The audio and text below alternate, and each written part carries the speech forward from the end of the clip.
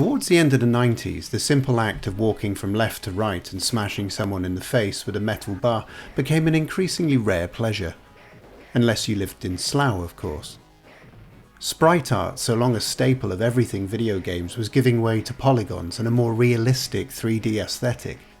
Pixel art beat-em-ups were tired old news. But skip forward a good 30 years and more, and isn't it nice to go back to basics just once in a while? Well, yes, I'd say it is. The Capcom Beat-em-up Bundle, or Belt Action Bundle for viewers in certain territories beyond the UK, features 7 side-scrolling sprite-based punchers released in the arcades between 1989 and 1997. It's been available digitally in the UK since November 2018, with no expected physical release outside of Japan at the time of recording that I'm aware of. Classic is a term far too common in gaming when all we really mean is old. But while many younger players won't have heard of many or any of these games, it is a term we can apply to a great deal of what's on offer here. So, let's take a look at what we've got and how Capcom are bringing the arcade home. The optional stench of stale smoke and sticky carpet are entirely at the discretion of each individual gamer.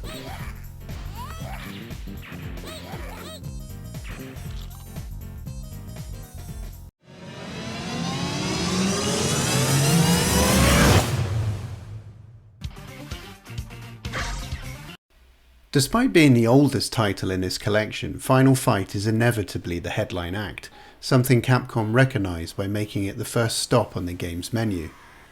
It was the consummate coin guzzler in the arcades and chip shops, with bright, chunky sprites, satisfying thwacks, throws and smashes, all set to a rousing soundtrack. It feels like you're taking to the streets with a selection of the late 80s WWF cast, before the pandas complained and the branding changed to WWE.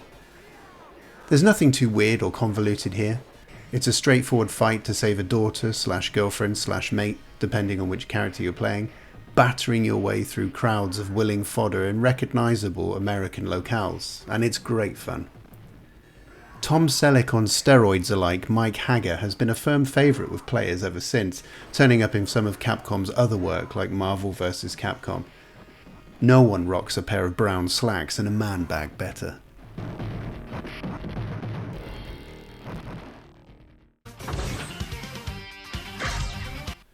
With due deference to the genre, we move from left to right on the menu screen and to the King of Dragons.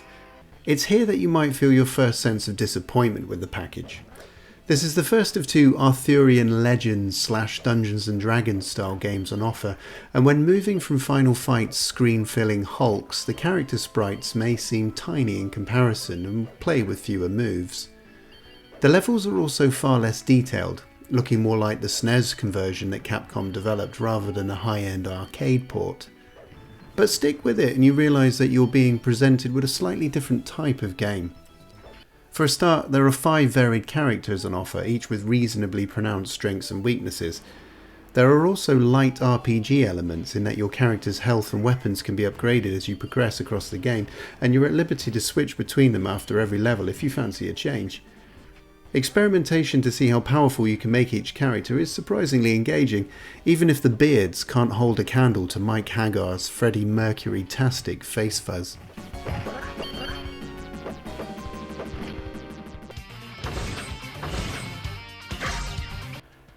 Next up is another game from 1991 with the sort of title that your mum always thought games were called.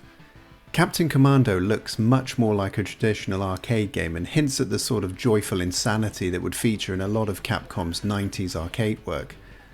There's a colourful cast on offer, including a mummy, a ninja and a baby sucking a dummy in a mechanised suit.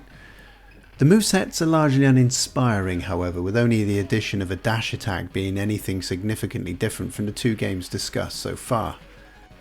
The character and level design go a little way to make up for this. There are faster paced sections on rocket-powered surfboards and travelators through sinister factories as you fight groups of hooded men all called Dick. And that's in addition to beating up Banana Man and, it would seem, the late Tina Turner. Captain Commando is good fun, but doesn't quite do enough to claim a podium in this collection, often overwhelming the player with unfair tactics. The final boss fight in particular probably would have cost about £1.3 billion to complete in the arcade at 10p a credit.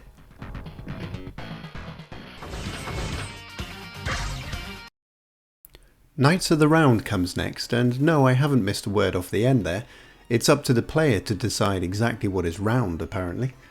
Traditionally it's a table, but there are no guarantees with Capcom.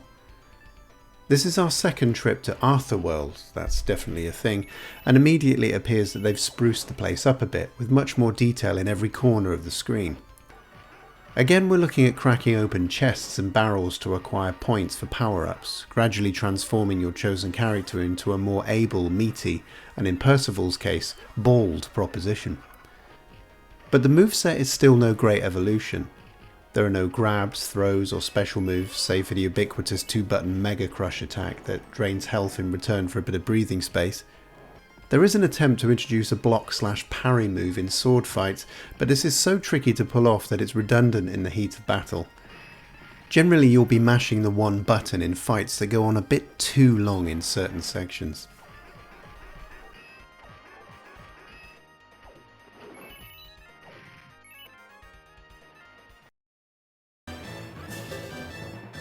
But now we move on to a contender for Best in Show, Warriors of Fate.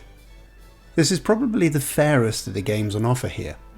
You'll still experience sudden CPU rage syndrome on several occasions, but the game gives you the tools to stay alive longer based on your own mastery of a decent moveset.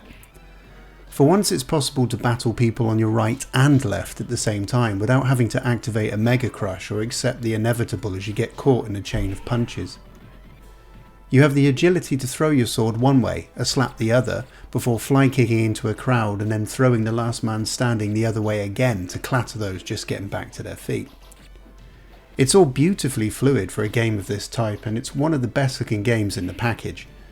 All 5 player characters can be swapped at will on death, and they each offer something very different, with varied animations and the return of those meaty sounds that make final fights so satisfying. From the opening moments on a horse with a lance, scything through the crowds, there's a good variety of enemies, options and level design throughout. Street Fighter 2-esque bonus levels, including a chicken eating contest and smashing up the Terracotta Army, are the icing on the fist. Can't argue with that.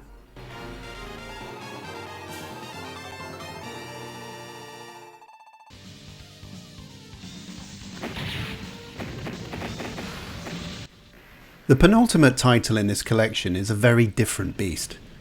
Armored Warriors is a mech-based brawler set in the year 2281. It's probably the hardest game to get to grips with initially, mainly because there's so much happening on screen at any one time and your energy doesn't last long, but the payoff is the deepest and arguably the most exciting game on offer here. Choosing from one of 4 mechs with the usual big but slow, small but fast and somewhere in between characteristics, you can tear parts and weapons off your opponents and use them to augment your own rig. From flamethrowers and drill arms to shoulder-mounted rocket launchers and entire lower body tank track replacements, there's a lot to experiment with here, and each new tool has strengths and weaknesses in different scenarios. You can grab, throw, charge, dive bomb. There are 2 types of special move. It's probably too hectic at times, but you'll want to try all the combinations of parts against some clever bosses, and breaking up the standard levels are some shooter sections and time levels, which add some welcome variety. There's even a vaguely coherent story, to completely ignore and skip through as quickly as possible.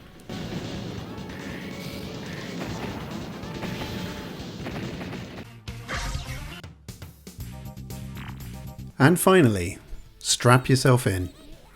Battle Circuit is one of the weirdest fighters you are ever likely to play. During one late night in 1997 in the Capcom R&D office, someone took a long drag on a suspicious cigarette and said, "You know what you don't see in beat-em-ups? People on pink ostriches." You also don't see street fighting man-sized plants or jaundiced cat women, but they're available too, along with a stretchy bloke similar to Marvel's Mr. Fantastic and a cybernetically enhanced bounty hunter. Battle Circuit brings together a lot of the best ingredients from the genre and adds what might be considered modern touches, such as purchasing more moves between levels with money earned in combat. It all rounds out the package on a high, especially if you've got 3 mates to bring along for the ride for some truly frantic, hilarious co-op play. Turn it up and enjoy.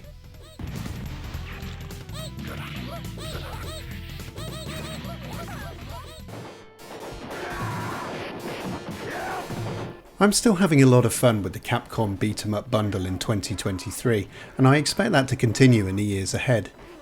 Pixel art just doesn't date in the same way that polygons do. I often dig this collection out for a quick blast when I don't have time for anything more involved. As an old fart, I have something of a bias towards arcade games, but many retro compilations of late have done their best to convince us that the past is best forgotten, with poor emulations appearing across all of the modern consoles. Not so here. There are options to add scan lines of various textures for that authentic touch, various screen border designs for each game, although you can turn them off if you want to, and there's even the welcome modern option of being able to save anywhere in-game. Yes, these games are ancient by technology standards. Yes, they're simplistic and they can all be completed within 60 minutes, if that, but they make for such a welcome change of pace next to the endless online shooters and sprawling RPGs that I'm happy to recommend this package, especially for arcade fans. Even the weaker games here can become addictive.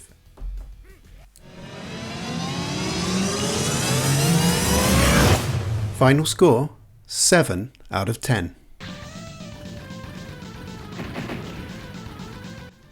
Thanks for stopping by today.